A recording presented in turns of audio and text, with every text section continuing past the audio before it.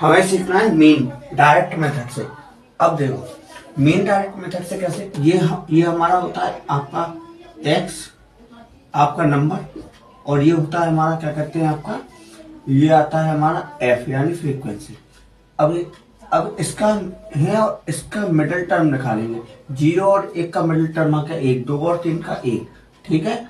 ये है class interval, ठीक है।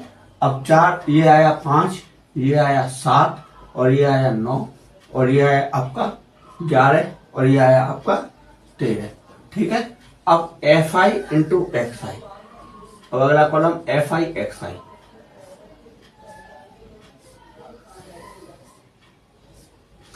एक एकम 1, 2 दूनी 2 3 5, और 5 एकम 5, 7 पंजे 35, 35 और 6 नाम 54, और 2 11 दूनी 22, और आपका 13 तिया 39। अब देखो, अब मुझे क्या करना है, सिग्मा एफ आई एक्स आई यानी इनका सम अपॉन सिग्मा एफ आई। अब इनका सम देखो, 5 और 5 10, 10 और 35 45, 45 और 1 46, 46 और 46 और 4 50, और 50 100, 100 के बाद 2, 100 के बाद 9 2 11, 100 और 50 150, और 150 और 11 कितने हो गए हमारे 161 अपॉन 20, ठीक है।